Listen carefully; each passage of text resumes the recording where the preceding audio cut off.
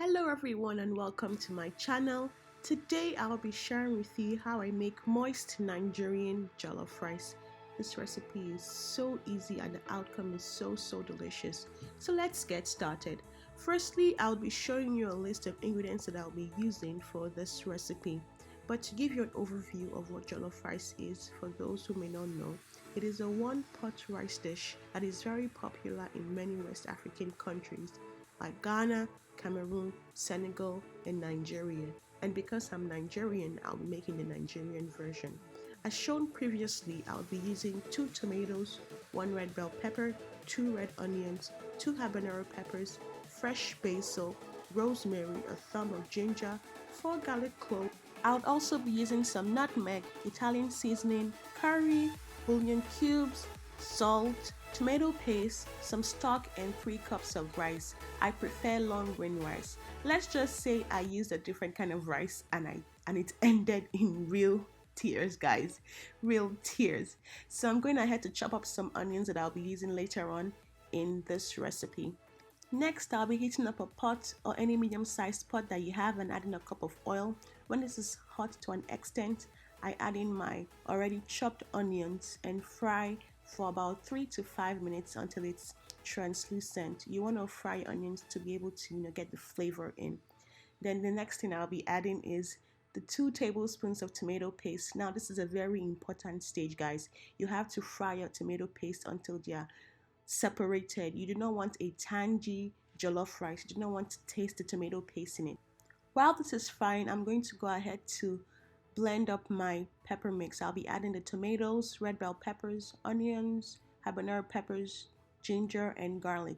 For me, I use a processor because it allows me not to add water into this mix. But if you're using a blender, you may need to add some water to blend appropriately. I prefer a processor because it's so much easier. Now you see that our tomato paste is already, cooked and fried appropriately. Then I'll be adding in the pepper mix and I'll let this cook for about 5 to 7 minutes on low to medium heat. While this is cooking, I'm going to go ahead to chop up some fresh basils that I got. So you can substitute your fresh basil for bay leaves, but because I didn't have any bay leaves and I had this, available, I decided to use it. I'm also going to go ahead to wash up my rice. Now this is also a very important stage. Please wash your rice thoroughly. You do not want the starchy contents to remain in your jollof rice. I washed mine for about 6 to 7 times. I kid you not, 6 to 7 times, yeah.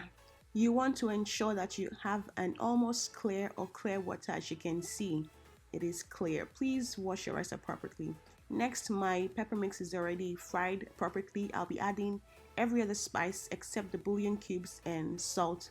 I'll be mixing this appropriately and allow to fry for like 2 minutes before I go on ahead to add bouillon cubes and salt. At this point, I mix appropriately and also taste to see if the seasoning is to my preference.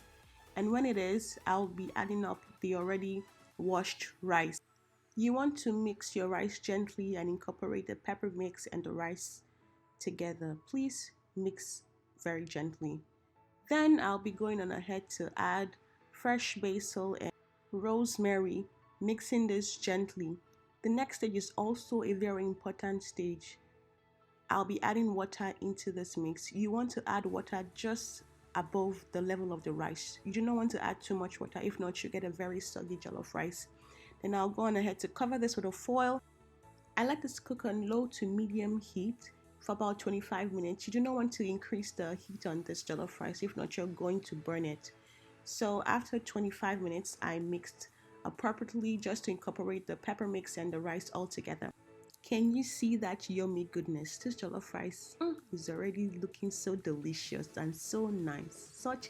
Such a sweet something. I gone ahead to just taste and see that the spices are fully incorporated and good. I also garnish with basil and the leftover onions that I have.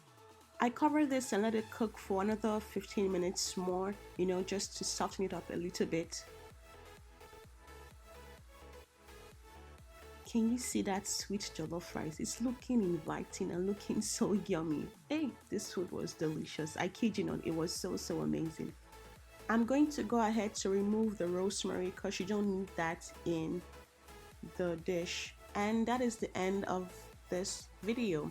Please let me know if you tried this recipe and if you have any questions.